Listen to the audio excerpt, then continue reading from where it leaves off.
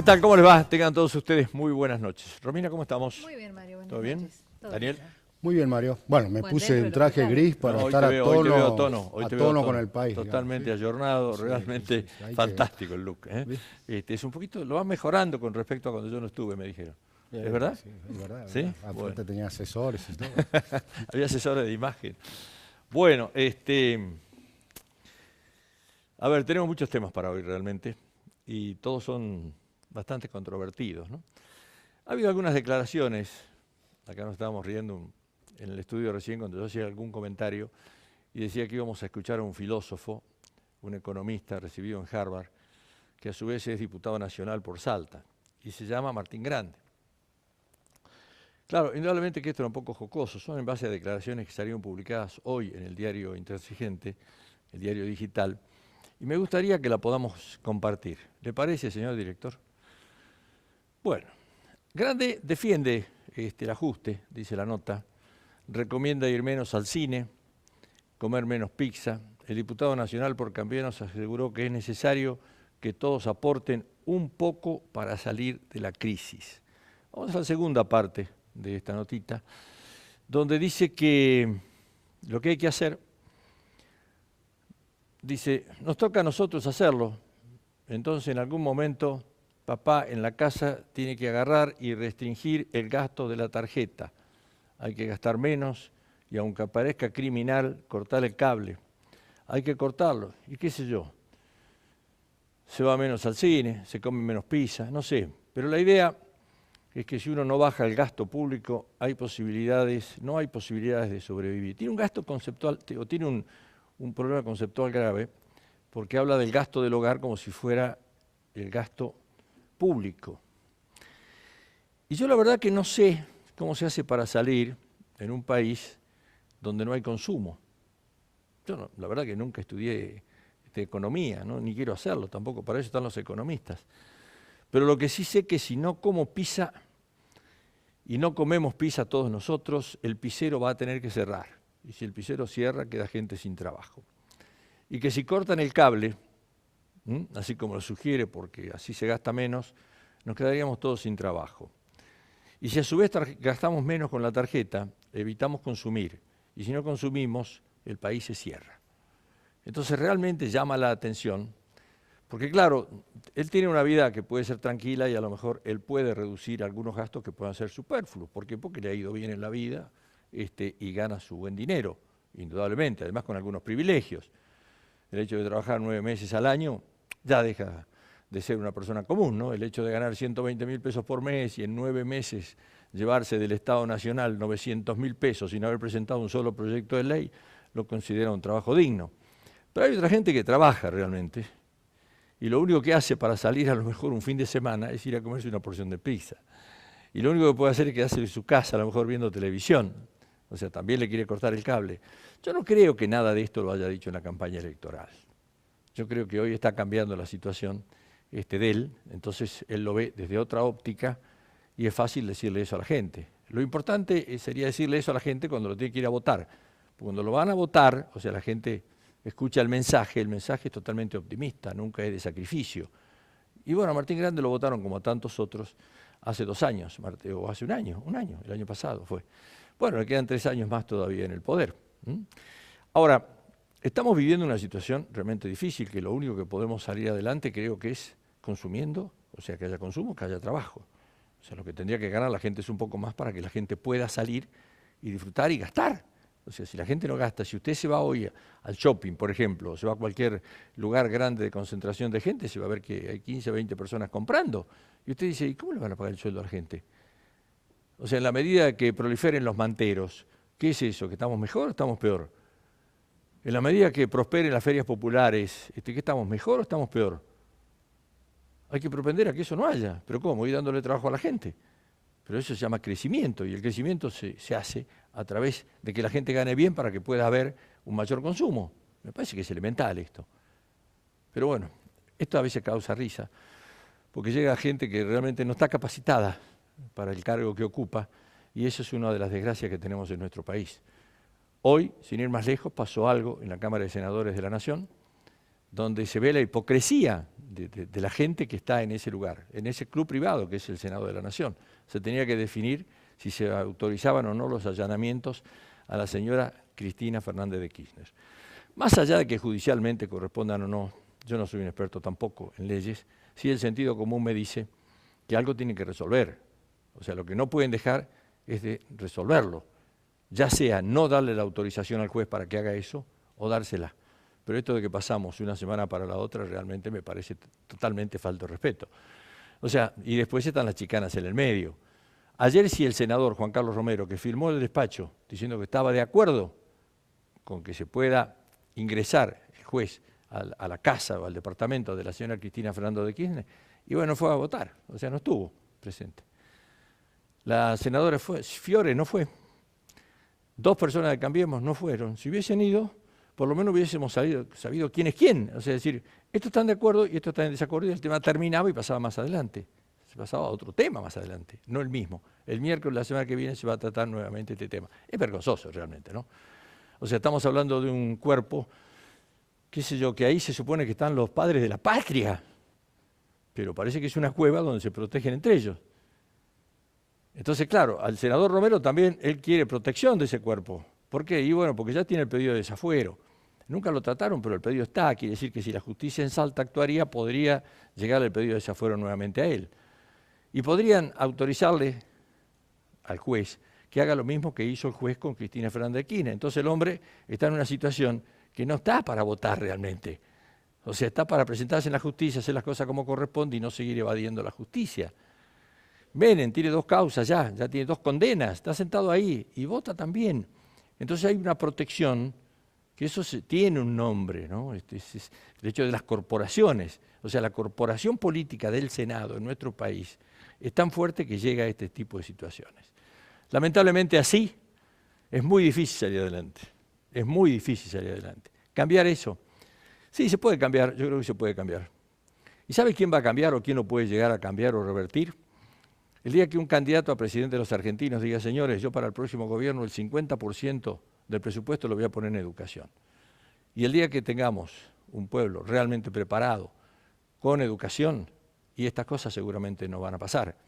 Pero yo también tenía un amigo que hacía periodismo muchas veces conmigo, en Cara a Cara, Mario Casalla se llamaba, que él siempre decía, el día que al caballo le enseñen a pensar, se acaba la equitación. ¿Qué quería significar con eso? Que el día que tengamos un pueblo preparado y educado como corresponde, seguramente esa gente que está ocupando esos lugares no lo estaría ocupando. Esa gente está ocupando esos lugares y no quieren un pueblo culto ni preparado. Lo que quieren es que la gente siga votando así, con el hambre, con las necesidades, con los bolsones, con la adhesión de dinero todos los meses sin trabajar, jubilaciones a gente que nunca ha aportado. Eso es lo que se quiere, pero nadie trata de cambiarlo de fondo. Nadie. Le cuento que tenemos para esta noche. Vamos a hablar con el diputado nacional Pablo Cosiner. Vamos a estar hablando con Guillermo Durán Cornejo, hombre de Cambiemos. Hombre de Cambiemos, sí, fue en la última elección. Vamos a hablar con Martín de los Ríos, que es diputado provincial por el PRO. Sería Cambiemos. Lo pongamos dentro de ese conglomerado político por el frente que hicieron. Y después vamos a tocar otro tema.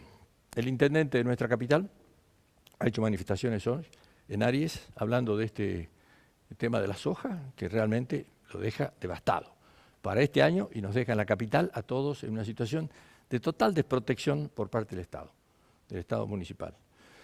El gobierno provincial le sacó el 1,5% y en este caso el 3% que le saca a la nación con la soja. Se queda que este año la municipalidad deja de recibir en Salta Capital 200 millones de pesos menos y el año que viene está previsto que sean 600 millones de pesos menos. Por lo tanto, olvidarse de las obras que ya estaban comenzadas. Lo vamos a escuchar a Gustavo Sáenz en la noche de hoy, de una grabación de hoy al mediodía, porque en este momento está viajando hacia Salta, por eso no lo pudimos tener en el estudio. Y después el último tema va a ser la iglesia. Esto lo planteó el diputado Claudio del Pla en la Cámara de Diputados, y quiere que la iglesia pague impuestos. La iglesia lo habíamos invitado para esta noche, para que venga a hablar el nombre de la iglesia, como estuvo en varios programas, Monseñor Bernacchi, para que le pueda contestar directamente a Claudio del Pla cuál es la visión que tiene la iglesia con respecto a este tema y cuál es la visión que tiene como ciudadano Claudio del Pla y además diputado provincial por el Partido Obrero.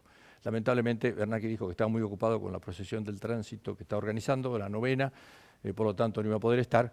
Vamos a estar únicamente en ese bloque con Claudio del Pla. Denos un minuto y ya volvemos. Auspician este programa las siguientes empresas: Banco Macro, Lusal, La Casa de la Bodega, Edesa, Hotel del Dique, Transporte Marcilese, AGI Construcciones. Bueno, ya estamos nuevamente, gracias. Pablo, ¿cómo te va? Muy buenas noches. Gracias por haber venido. noches. Muchas gracias por la Guillermo, invitación. ¿cómo te va? Bien, buenas noches. Hacía mucho que no nos veíamos, ¿no? Sí. La candidatura, ¿no? Uf, Hace bastante. estamos más ¿no? distendidos ahora. Han pasado muchos meses, ¿no? Y Martín, que bueno, Martín tuvimos la suerte nosotros de estar hablando con él unos días antes de viajar a Rusia, así que lo tenemos nuevamente en el programa. Muchas Señores, ¿qué está pasando hoy en el país? ¿Cómo lo estás viendo vos, Pablo? Bueno, preocupado. Claramente me parece que no son las expectativas que el mismo gobierno tenía 2 años y medio después de haber asumido la gestión. Las variables económicas que indican la realidad del país no son buenas, desde donde la mire. Un gobierno que había planteado que la inflación no iba a ser un problema. Estamos en una interanual del 30%, caída del mercado interno, situación de crisis de las pymes. La ida al Fondo Monetario creo que representa el fracaso claramente de una expectativa que tenía la sociedad de un gobierno que había planteado un cambio para la Argentina y que tuvo el acompañamiento de la mayoría de los sectores políticos, más allá de haber sido, somos opositores al gobierno, pero nunca nos planteamos un esquema de apostar a que el gobierno fracase, porque sabíamos qué es lo que se venía si el gobierno le iba mal. Bueno, lamentablemente está pasando eso, viste que la Universidad Católica Argentina anticipó un informe donde hay crecimiento de la pobreza, aparentemente volvería a 2 dígitos los niveles de desempleo y un presupuesto que tendría que ser, digo yo, este va a ser el último presupuesto que le toque ejecutar a Macri en esta gestión eventualmente, más allá de lo que pueda pasar. Porque el año que viene ya es del 2020, este tendría que ser el presupuesto de la consolidación del cambio que él ha planteado para los argentinos y es el más complicado de todos, va a ser el más difícil de aprobar porque es un presupuesto con ajuste. Entonces, es un país con muchas dificultades y en donde creo que tenemos que ser muy responsables, más responsables que nunca. Dejar las pasiones de lado, porque la verdad que estamos en una situación muy crítica y tenemos que tratar de apostar entre todos a que esto salga adelante y que las diferencias se diriman en las elecciones, porque no está bien. Cualquier economista que vos hablás, esta semana yo vine ayer de Buenos Aires y nosotros dialogamos frecuentemente con gente que nos asesora económicamente y demás, y la variable, la preocupación es muy grande. Fundamentalmente la falta de financiamiento que hoy tiene la Argentina. Ahora, a esto se complica un poquito más todavía con medidas que se tomaron. Ahora, bueno, esta medida última de la capital que nos toca, pues le toca a toda la provincia y a todo el país prácticamente, ¿no? Donde ataca directamente al bolsillo de los intendentes. Había una preocupación muy grande por parte de los intendentes de Salta, yo me imagino que en todo el país, y además pone en una situación bastante difícil a la oposición. Porque como vos decís, estamos viviendo momentos difíciles donde hay que actuar con mucho criterio porque ir con los pies de punta contra el presidente de los argentinos o contra la política nacional significa ponerle palos en la rueda. Ahora, si lo acompañás en un proceso como lo estuvo acompañando Juan Manuel Urtubey, indudablemente que quede identificado como que está apoyando y que es copartícipe del gobierno nacional. Sí, mira, es la gran discusión hoy de la política argentina y quizá es el aprendizaje que estamos haciendo todos. Yo me incluyo. Nosotros tenemos distintas etapas en nuestra vida. Desde más jóvenes vamos adquiriendo experiencia. Yo creo que estamos aprendiendo hoy todos a ejercer una manera de hacer política distinta en donde, vuelvo a reiterar, no tenés que apostar al fracaso del otro para tener posibilidades. Más cuando vos tenés responsabilidad de gobierno. Ahora, el gobierno se está equivocando. En las asignaciones familiares, en el Fondo Federal de la Soja, mañana tenemos una reunión con todos los intendentes, son 25.000 millones de pesos menos para todas las provincias, 8.000 millones menos para este año, que ese es el problema. Se sabía que por ahí se iba a tener que discutir en el marco del presupuesto qué iba a pasar con el fondo, pero para el año que viene. Esta decisión de cortar los fondos a mitad de este año es cortar un compromiso fiscal que firmaron los gobernadores a fin de año. Entonces, después, ¿cómo repercute en tu costo político esta actitud? Y hay que verlo. Mira, fíjate que Clarín el otro día difundí una encuesta de Magna Menafit, consultora, muchos empresarios la ven, y el principal dirigente de oposición en la Argentina con mejor imagen es Urtubey. El segundo, viene Vidal y después viene él. Quiere decir que la gente tan mal no lo ve. El problema es la dirigencia política. Y ahí es donde tendremos que nosotros trabajar. Pero obviamente que la situación no es fácil, porque está el abrazo del oso también, ¿no? Venía a ayudar, venía a ayudar, venía a ayudar y te asfixio, ¿no? Entonces, creo que ahí es donde hay que tener mucha cautela. Ahora, lo del fondo de la soja va a traer consecuencias, están todos los intendentes movilizados, la semana que viene hay sesión de la Comisión de Asuntos Municipales en la Cámara, hay proyectos pidiendo derogar el decreto, creo que va a traer problemas. Martín, ¿cómo lo ves esto?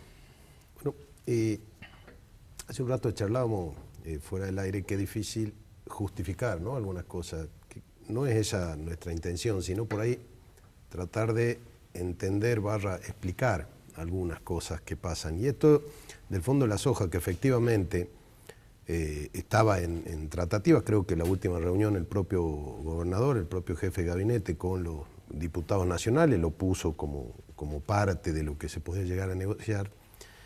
Es de alguna manera un recorte, porque todo recorte de gasto es negativo y tiene consecuencias negativas siempre, pero es de los que menos quizás podían producir daño en la posibilidad de compensarlo con otras cosas, ¿no? Como por ejemplo la mayor recaudación, que sí es una realidad en la provincia de Salta, en el acumulado del 2018 nada más en relación al presupuesto, ¿no?, de 17.000, a ver, ¿me puedes ayudar, Pablo? 17.500 millones, la provincia ya está en 21 y pico, o sea, ahí hay un compensador ficticio, si se quiere, pero que es plata. Pero no se lo comió la inflación a eso. Si en la medida que los sueldos no han subido contra la inflación, no se lo ha comido. O sea, acá la gente es la mayor perjudicada, pero si hablamos del número macro, no han aumentado los sueldos que se pagan con esos recursos y los recursos aumentaron. De todos modos, eso es repito, no para justificar, es para entender. Cuando se creó el Fondo Compensador de la Soja, ya por el 2009, las provincias coparticipaban 1/4 de la recaudación total. Hoy coparticipan 1/3. También es una suerte de compensación, siquiera para una medida negativa.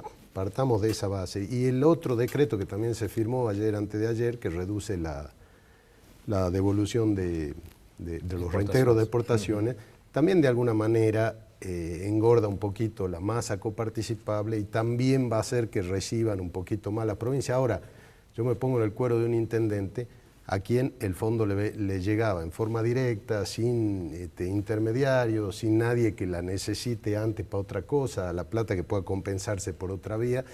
Y sí es grave, porque eso era puntual, era directo, era el 50% en Salta, de aquel 30%, ellos podían, y de hecho ya los consejos deliberantes han presupuestado, han votado el presupuesto y están ejecutando. Y hay obras en marcha. En eso estamos de acuerdo. Ahora, yo confío dentro de una medida, insisto, que siempre que se recorten recursos tiene consecuencia negativa, no hay otra manera, pero tampoco hay otra manera, si no se recortan recursos, de poder vivir de lo que ingresa. Esa es otra realidad. Por eso ayer decíamos en la Cámara de Diputados, antes de ayer, ya no sé qué dijo hoy, hoy es jueves, claro, cara a cara. El martes en la Cámara. El martes en la Cámara decíamos acá la mama al borrego, la abeja reina, la cepa madre y el déficit fiscal, y eso de alguna manera hay que solucionarlo, y eso se soluciona gastando menos. No hay otro camino. Gastando menos el Estado. Por supuesto, gastando menos el Estado. No hay otro camino. Ahora yo quiero apelar a los gobernadores, incluido el de nuestra provincia, a que estos recursos que por otro lado se han aumentado un poquito y compensen, no dejemos con la pila a los intendentes, porque efectivamente vamos a estar en problemas, pues son siempre el primer paragolpe con la gente, ¿no? Ahora, lo que pasa es que en este momento hay algunas dudas, porque dice, bueno, a lo mejor se crea un fondo compensador para las intendencias. Los fondos compensadores son siempre sospechados de posibles arbitrariedades. Hoy, hablando con Gustavo Sáenz, dice que del fondo compensador del 1,5 que le sacaron, la Municipalidad de Salta no recibió todavía un solo peso. Entonces también queda al arbitrio de los gobernadores el manejo de cómo manejar políticamente o no a un intendente.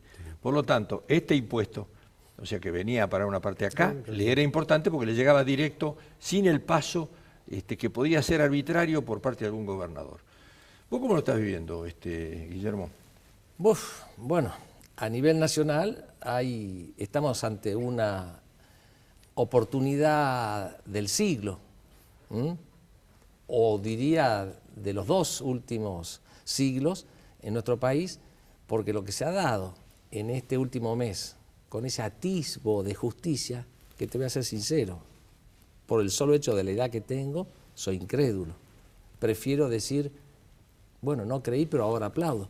Ojalá se dé, pero el grado de corrupción, de impunidad en la cual hemos vivido los argentinos en las últimas décadas y con más fuerza en los últimos 15 años, es terrible al punto que empalidece la situación económica del país, desde mi punto de vista. Y aparte, los argentinos necesitamos muestras claras de que el que roba va preso. Y hoy no pasa eso en nuestro país. ¿Sabes por qué a mí esto no me termina de cerrar? Porque, bueno, en este programa lo hemos dicho muchas veces, ¿no? En este momento está manejando el país los hombres que son los dueños de la Argentina. O sea, los dueños del país a través de los CEOs, gente que tiene plata en el exterior, ministros de Economía que tienen dinero en plata offshore. Macri es un hombre que no puede, viniendo de donde viene, desconocer lo que pasaba con la política y la corrupción. O sea, no la puede desconocer. Siempre fue así. Él no puede decir que no había corrupción y que él no sabía de corrupción, porque seguramente las empresas de su propio padre han pagado corrupción a gobierno para tener obras como siempre tuvieron con el Estado. Entonces yo no creo que sea un desconocimiento de Macri. A lo mejor se le desbordó la cosa de lo que se pensaba a cómo se abrió el juego después. Pero ahora, ¿eso por qué está relacionado con nosotros y la política económica de todos los días? Bueno, lo que pasa es que ya es una cuestión que hace a la esencia de los argentinos, a la esencia de todos nosotros, sí, en creer en nuestro país. Ha llegado el desánimo al punto. A ver, no se puede vivir en un país donde no existe la justicia. ¿A quién se le ocurre pensar que el único juez corrupto de este país es Ollarvide, o fue Ollarvide? Te voy a dar una noticia con respecto a eso. Sí. Si me permitís, ¿por qué sí hay una relación directa? Porque si nos basamos en los cálculos que hicieran estos días y que leímos por ahí, hay un supuesto perjuicio, le hace robo en la obra pública nada más por sobreprecio y coima, que sería el mismo importe del déficit, o sea que la relación 36.000 millones de pesos, o sea la relación es directa, la plata no está y pero tiene que ver ¿podemos con creer lo que pasa. Macri no sabía que había retornos con el Estado? Yo creo que la cartelización en ningún lugar del país Estado, se desconoce esto. Ah. Pero no Macri por ser presidente. Cualquier argentino que camina por la calle le preguntás de toda la vida y sabe de esto. Porque Perdón, Salta no seas injurioso. O sea, en Salta no ha habido ningún problema de este tipo. Nunca no hay un solo funcionario del 83 a hoy preso. Ni a nivel nacional. Acá somos todos buenos. Y acá somos todos buenos. Esto es para un libro de... Bueno, lo que pasa es que me parece que justamente ese es el desafío, que cada uno haga lo que tiene que hacer, ¿no? Sí. Entonces en la Argentina yo digo que en estos momentos la justicia tiene una responsabilidad tremenda, que es de acuerdo a cómo funciona la credibilidad en el sistema. Estamos en un momento bisagra. Entonces la justicia tiene que claramente determinar los niveles de responsabilidad, que seguramente las hay y está viéndose que la hay. Ahora, yo me acuerdo cuando salió el tema del debate del aborto y otros temas, muchos decían, no, son temas pantalla. Yo digo, no, porque la sociedad evolucionó tanto que es capaz de soportar 2, 3, 4, 5 debates a la vez. El tema económico es central hoy en la Argentina. La gente está muy expectante de lo que diga la justicia, pero también en el día a día sufre lo que vive hoy económicamente. Entonces, no hay chance de que un tema anule otro, por suerte, hoy en la Argentina. Ahora, en el ámbito de las responsabilidades, ¿no? ¿Cómo es posible que un hombre que tuvo 43 pedidos de juicio político, como Ollarvide, siempre haya pasado ileso por el Senado de la Nación? Porque era servil. Él era servil. ¿Y los senadores que no lo castigaban a Ollarvide, dónde están? Bueno, también ahí hay que hacer un mea culpa, Mario. Yo recuerdo cuando hace algunos años se planteó una idea de reforma de la justicia. Consejo de la Magistratura. Consejo de la Magistratura. Es que hay el tema. Yo creo que hace falta una profunda reforma en la justicia con mayor injerencia de la gente en el control de la justicia. hay que reformar el Consejo de la Magistratura, tiene que haber participación de organizaciones no gubernamentales y la gente en la manera de que se designan los jueces y cómo se remueven los jueces. Entonces, y por ahí yo lo que veo es que la Corporación Judicial fue la encargada de bloquear cualquier intento de reforma a la Pero justicia. juntamente con la corporación política. Sí, pero no vota. O sea, ¿Quién no vota? O sea, la Corporación Judicial puede haber hecho todo el lobby que Sí. quiera, pero no vota. Pero o sea, cuando los el juicios Senado llegan, No, bueno, pero, cuando llegan al Consejo de la Yo Magistratura... reconozco, el último Senado intento, es el que decide. el último intento de reforma judicial, vos recordarás que fue generado durante el gobierno anterior de la yo creo que estuvo mal planteado porque yo coincido en el objetivo que se tenía, mal planteado porque fue medio como contra la justicia, ¿no? Entonces ahora, ahí fue la reacción de todo el sector de la justicia, que no, que quieren captar la justicia. Bueno, está bien, no será esa reforma de la democratización, pero otra tiene que haber, pues yo coincido. Hay que discutir si la inamovilidad realmente está en garantía o no está en garantía, o es quedarse conforme en un lugar donde pues, yo sé que después no me tocan, porque hay muchos mitos hoy que realmente hay que profundizarlos, pero yo creo que lo que falta es mayor nivel de participación de la sociedad. La justicia no puede ser solamente un lugar donde actúe una corporación de abogados o de jueces. La gente tiene que participar más directamente en la manera en que se designa un juez, que se remueve un juez y en el seguimiento de las causas, porque hay jueces penales que funcionan bien, que sacan las causas rápido y otros que tienen el mismo tipo de trabajo y que las causas las seleccionan. Está bien, pero hay elementos de control. El Consejo de la Magistratura es uno de ellos. Pero tiene, tiene que entrar la gente común al Consejo de la Magistratura. Pero claro, ¿cómo hace la gente común para entrar? Modificando si la gente, el Consejo. ¿Cuál es el Modificando el Consejo? Consejo de la ¿Cómo Magistratura. modificar? Es posible Para eso. modificar el Consejo tienen que reformar la Constitución, ¿o no? No, la ley del Consejo de la Magistratura. Una ley. ¿Sí? Sí, sí. ¿Y lo quieren hacer? Ahí está. No sé, a mí me O sea, gustaría acá intentarlo. Acá hay complicidades, o sea, la persona que dijo, Yarviden esto no tiene nada que ver y es buena persona, no puede ser que ahora de golpe aparezca todo Yo te hago junto. una pregunta. ¿Vos Sí. crees que, para tirarlo, ¿no? Para Sí. que pensemos juntos, ¿vos crees que elegir un juez es solamente capacidad o mérito de los abogados? ¿No puede opinar organizaciones no gubernamentales, ciudadanos comunes, en ver los currículos, en analizar y opinar? Yo creo que hay que abrir eso, hay que dejar de ser corporativos. Sobre todo despolitizarlo, ¿no? En la medida Sí. que la política lo... Bueno, estamos realmente en un problema. Yo creo que, no sé si es como vos decís, que esto es lo más importante de todo, vamos a ver en qué termina. Hay quienes dicen que esto cuando llegue a una segunda instancia está todo tan mal hecho que se cae todo. Será porque a lo mejor se empiezan a tocar intereses que ya no interesen que se interese. Habremos Sí. perdido la última oportunidad. No sé, bueno, eso es muy dramático. ya. Es que es dramático, claro No, que es pero, dramático. A ver, dramático es cuando yo lo escucho a Macri, que Macri habla para un futuro dentro de 20 años. Y yo le digo, Macri, ¿y nosotros dónde vamos? ¿Qué hacemos? ¿Viste? Porque yo tengo 72 años, ¿sí? Y nací el año 46, y de que tengo uso de razón siempre escuché hablar del futuro.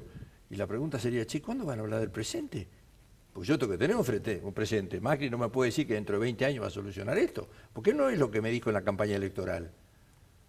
¿Está claro? O sea, alguna vez los políticos tienen que empezar a no mentir también. Sí, pero también hay que... Ahora, no mintiendo, ¿se ganan elecciones? No, pero tratemos de ser justos. Yo creo que sí. Es cierto, Es posible, es sí. cierto que hay un montón de cosas que se podrían haber hecho mejor o se pueden haber hecho mal y hay que hacerse cargo y echar para atrás y barajar y dar de nuevo. Ahora, el mundo cambió y las circunstancias exógenas son una realidad y la famosa tormenta perfecta no es un justificativo de errores, es una realidad y bueno, y ahí nos ha cacheteado más de Sí, lo yo creo previsto. que ahí lo que por ahí le falta al gobierno es una mirada hacia la economía real, un poco más hacia la economía real. Hoy, es verdad, factores externos juegan en el sistema financiero, en las políticas monetarias, pero hoy quedó muy encerrado el gobierno de eso. Entonces, Es que hoy el gobierno tiene- de eso conoce. Está bien, pero la parte de la Argentina productiva, la Argentina de las pymes, del desarrollo regional, hoy no está teniendo respuestas.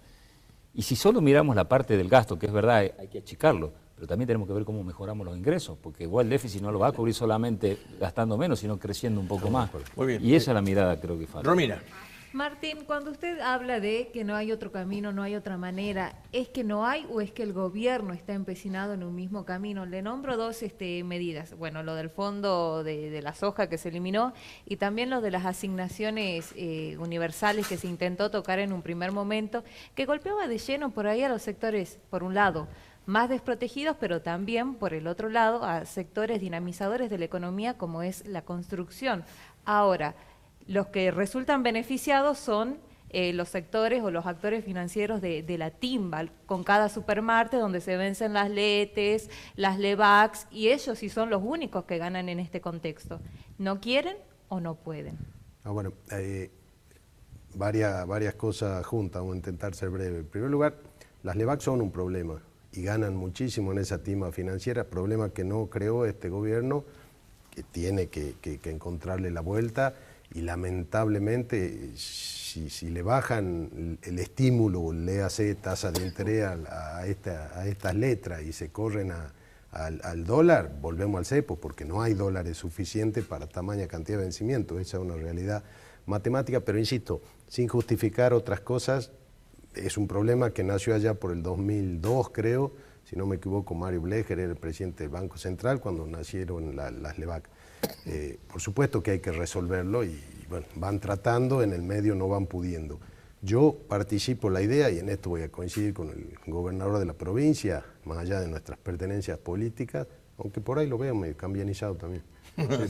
Sí. Voy a coincidir en que a mí me gustaría no depender tanto o no estar tan pendiente de la política monetaria, ¿no? y generar una política de reactivación donde ese mismo motor reactivador genere lo que por ahí no necesitemos achicar tanto en términos de gasto. Y por último, la primera parte de su pregunta, cuando yo digo que no hay otro camino, no hay otro camino si aquello no ocurre para sostenernos como nación si no gastamos lo que tenemos. Eso pasa en una casa, en una empresa o en un país.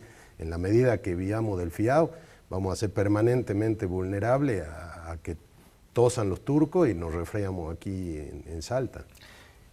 Daniel. Doctor Cosiner, a veces uno tiene la sensación de que así como la familia Macri creó una gran empresa y luego dijo, bueno, quebramos, debemos 70.000 millones al Estado, después veremos qué hacemos, están privatizando el Estado con un problema. Un país no es una empresa, es un país.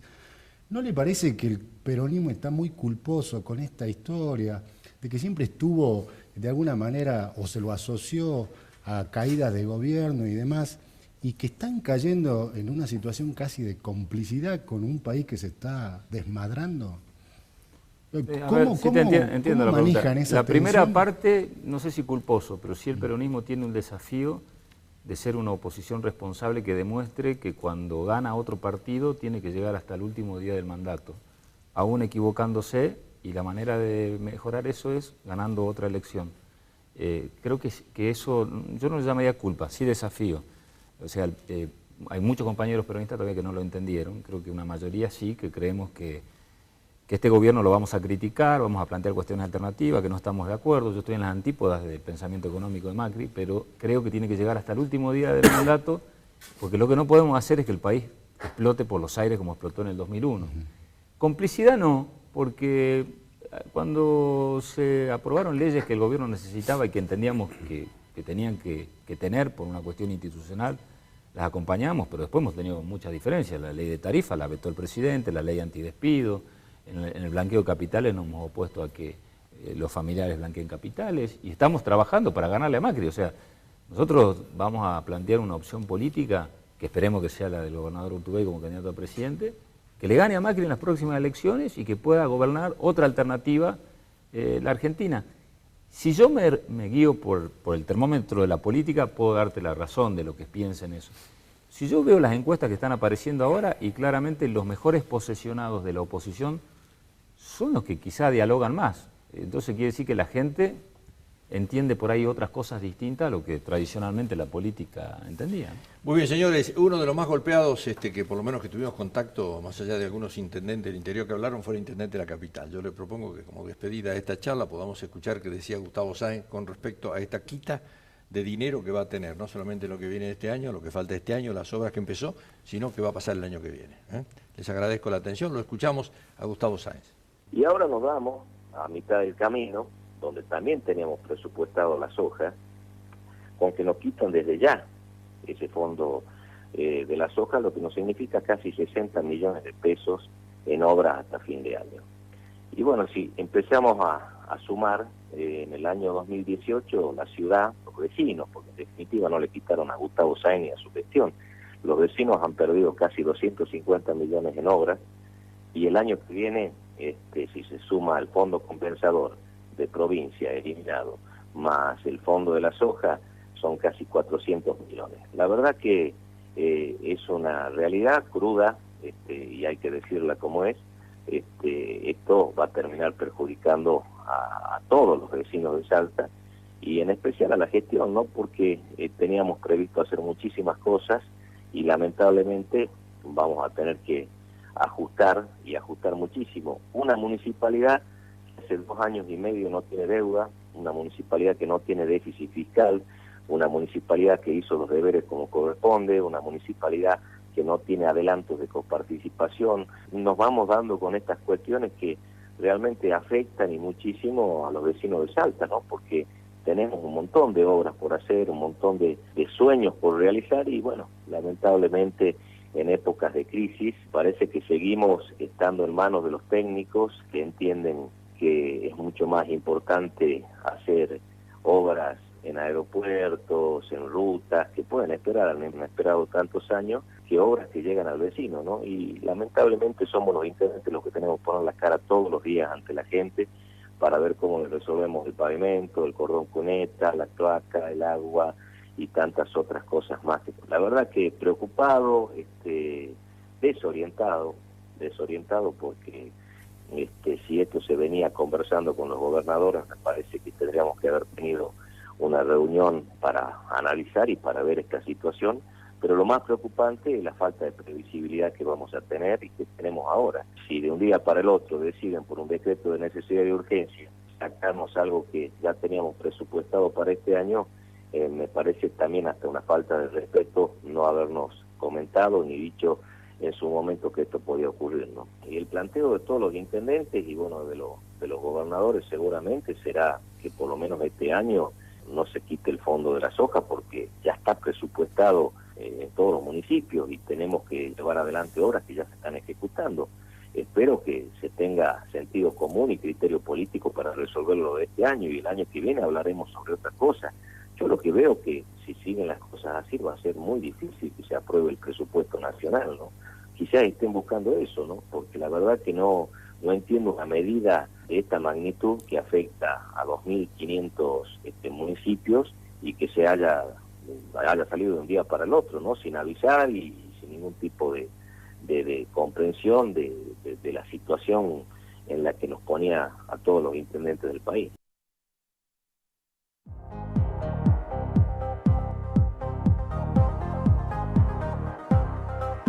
La compu o una bici. O comprar la bici con la compu. Alcanzá lo que querés con los préstamos personales de Banco Macro. Cobrando tu sueldo en Banco Macro, accedes a tasas preferenciales. Macro, tu banco cerca, siempre. Para mayor información consulta en www.macro.com.ar.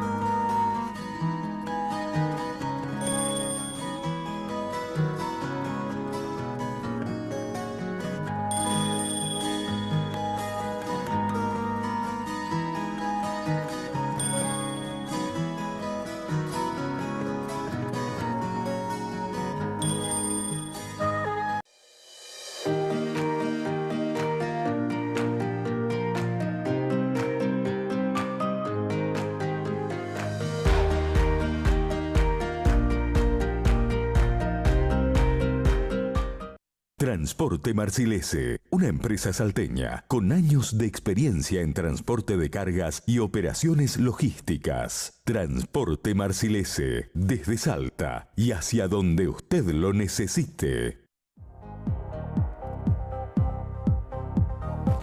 Bueno, ya seguimos con el programa. Les pido disculpas, se nos ha ido un poco el tiempo la noche de hoy. Estamos ya con la columna del doctor Alejandro Saravia. ¿Qué tal, doctor? Buenas noches. Hola, Mario. ¿Qué tal? Bueno, no sé quién, no recuerdo ahora, quién había definido al Estado como el ámbito, el lugar en el que la sociedad reflexiona sobre sí misma.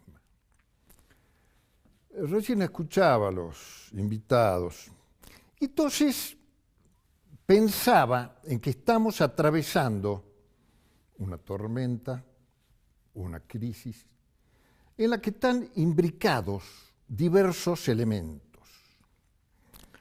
El tema de los cuadernos de Centeno juega porque afecta todo lo que sea obra pública, afecta el proyecto de inversión privada a través de la PPP, la participación privada en la inversión pública. Retroalimenta entonces el tema de la crisis económica.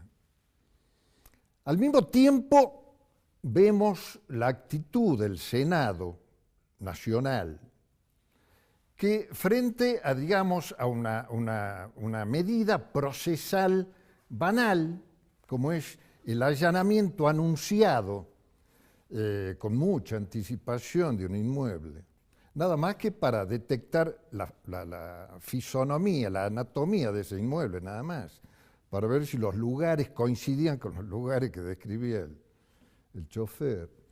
Y en Salta, a esto, que ya es engorroso de por sí, se suma la pretensión impúdica de hacer una reforma constitucional.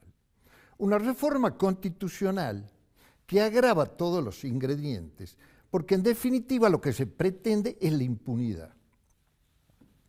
¿Por qué digo impúdica? Porque se consulta a los amigos. Entonces, cuando uno consulta con amigos, los amigos siempre le dan la razón.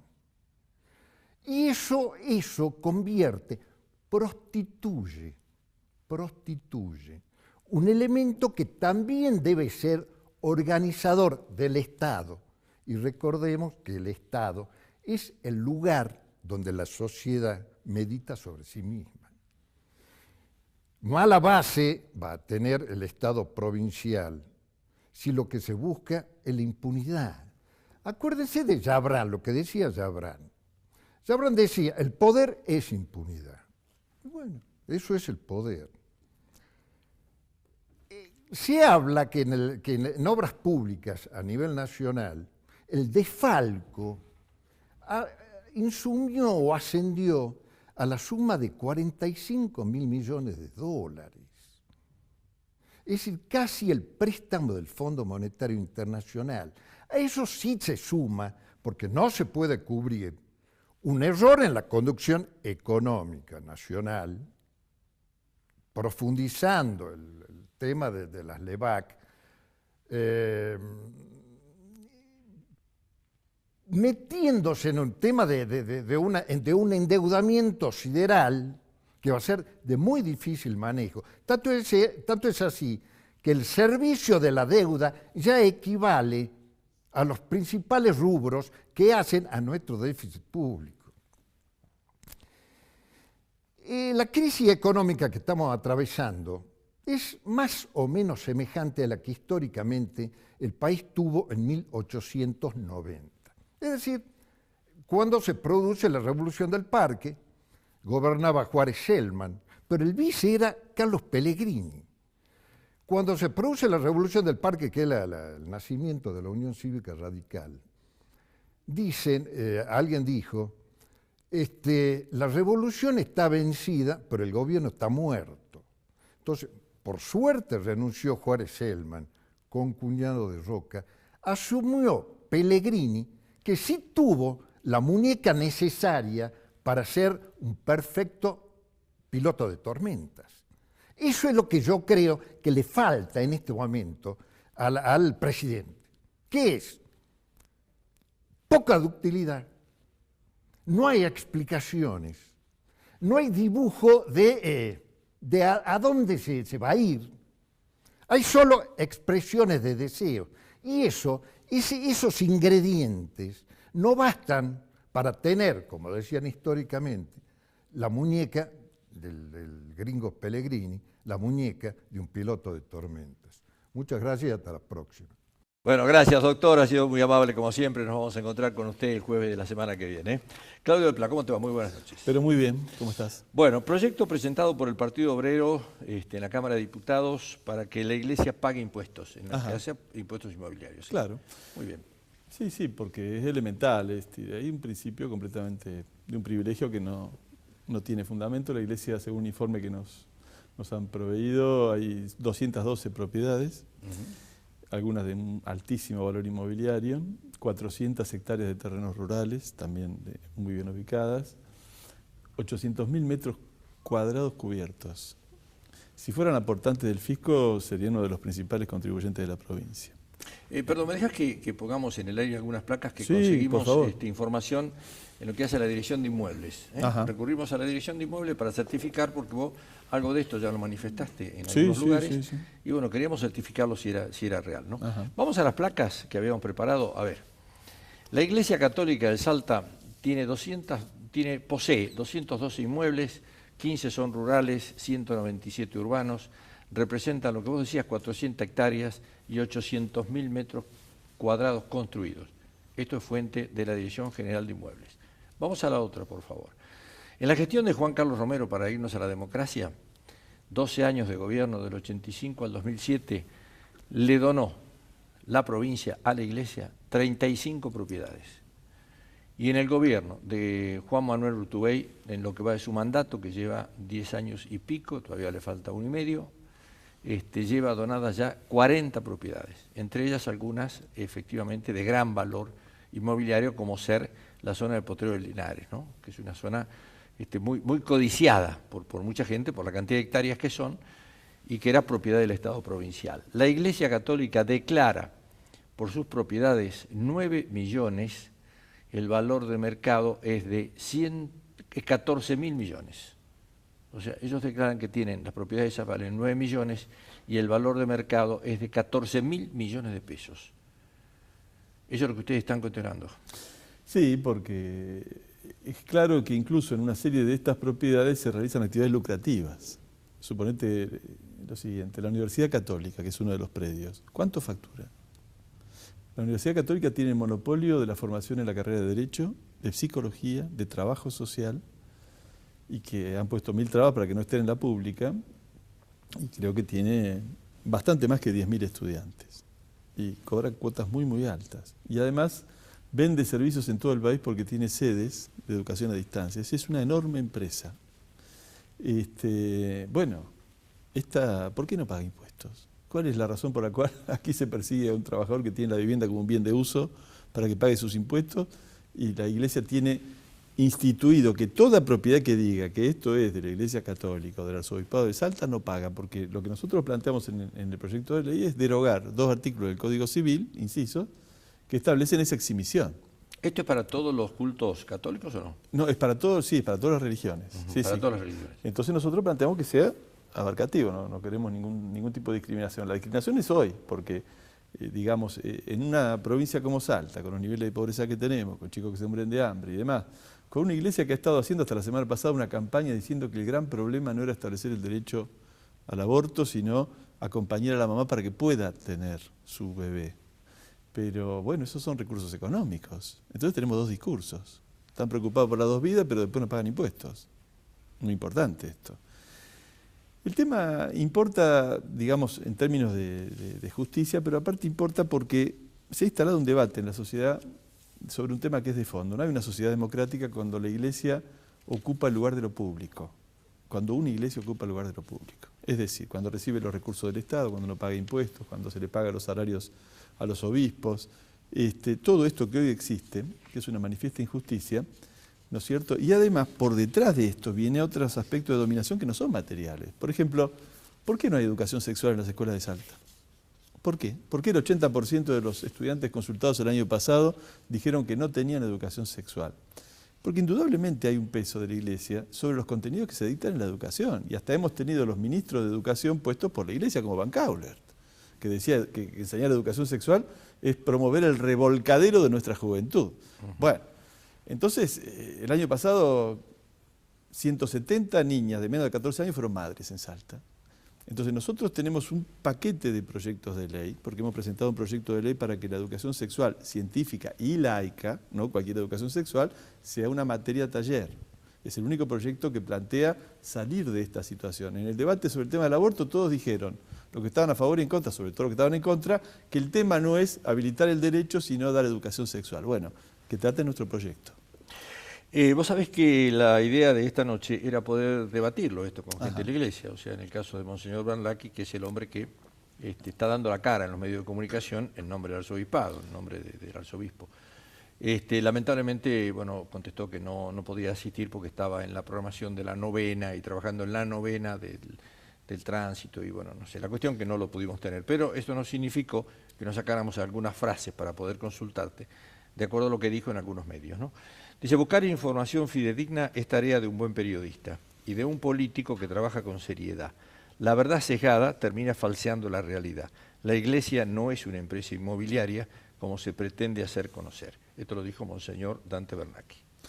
Mira, sí, he visto una publicación que hizo en Facebook y es una pena que no quiera... trabaja mucho con Facebook. Es una pena que no venga a debatir porque siempre sería un factor de clarificación de las opiniones y demás. Nosotros estamos dispuestos a todos los debates a la que nos inviten sobre este tema.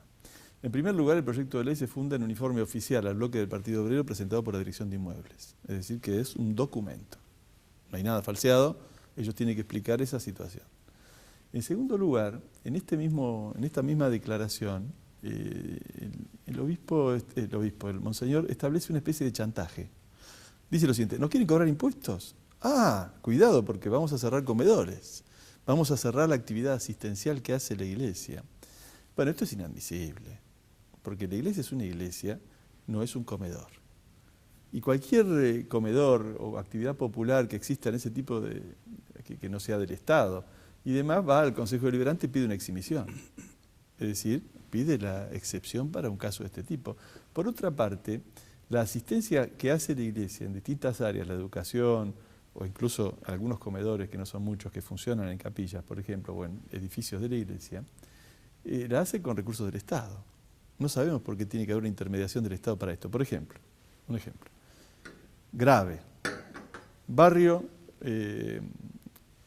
expropiado por la legislatura, 33 hectáreas detrás de Berro San Remo, 900 familias van a vivir allí, Tierra y Hábitat distribuye los lotes. Reservamos 3 hectáreas. ¿Para qué? Para que se pueda construir una escuela, para el espacio público y demás. ¿Qué hace la legislatura por pedido de Urtubey? Le entrega las 3 hectáreas de espacio público a una congregación religiosa. Hoy se construye una escuela privada ahí, pero no hay escuela pública, ni espacio para construir una escuela pública. Si te vas, manda un mobiliario a la escuela de San Remo, la pública, que es la que queda más cerca, vas a ver que está completamente saturada de niños. O sea, esto decís vos que con eso lo va a trabajar la iglesia y va a ser una iglesia... Va a ser una escuela privada. De la iglesia. Claro, lógico. No estaba o tercerizada por lo la que iglesia. debió haber sido una escuela pública, incluso el espacio para la escuela pública se lo dio a una escuela privada. En un caso muy grave, yo lo denuncié en la legislatura. No venimos ahora a descubrir esto, es una larga batalla. Entonces, es indudable que este hecho de que el Estado está dirigido en buena medida a actividades que deben ser públicas, el uso de la tierra, la educación y demás, por una institución como la Iglesia, debe ser superado. Es decir, nosotros respetamos a muerte el derecho a profesar la religión que fuere. La religión es un asunto privado. No somos partidarios que el trabajador se enfrente con otro trabajador porque uno es evangelista, el otro es católico y el otro es ateo. Somos un partido que lucha por la unidad de la clase trabajadora y mucho más en estos tiempos donde vienen por todo, nos quieren quitar los derechos laborales, los puestos de trabajo, la carestía es brutal, el gobierno no va ni para atrás ni para adelante. Tenemos que unir a la clase trabajadora. No buscamos separarnos por prejuicios o por posiciones religiosas. Pero la Iglesia tiene que estar separada del Estado porque cumple un papel extremadamente negativo.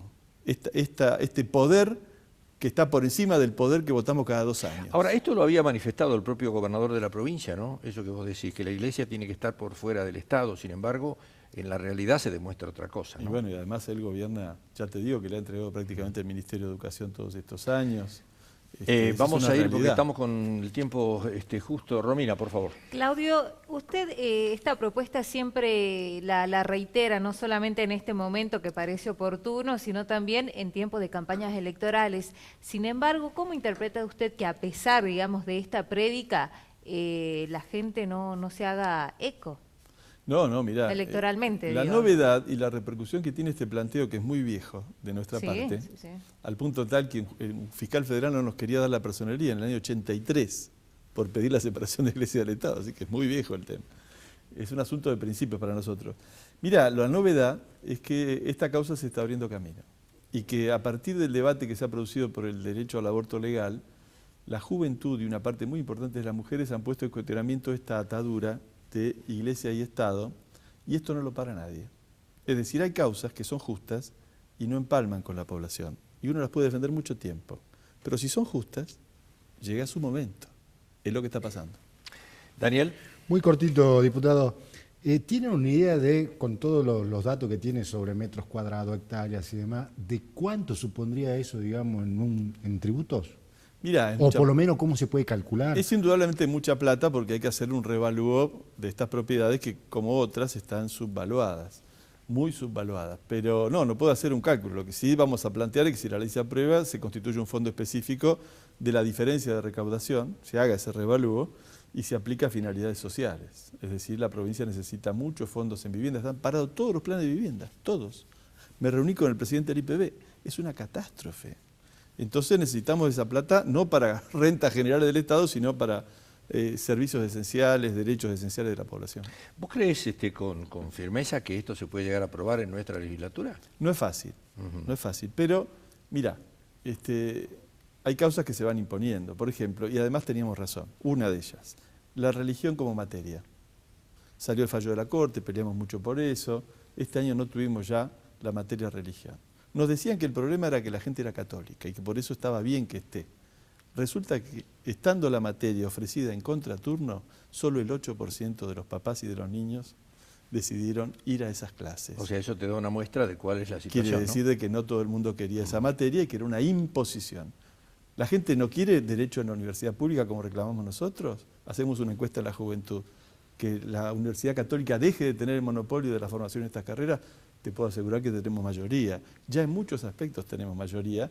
Así que bueno, tendrá su tiempo, vamos a juntar pronunciamientos de muchísimos sectores y la repercusión de nuestro planteo es enorme.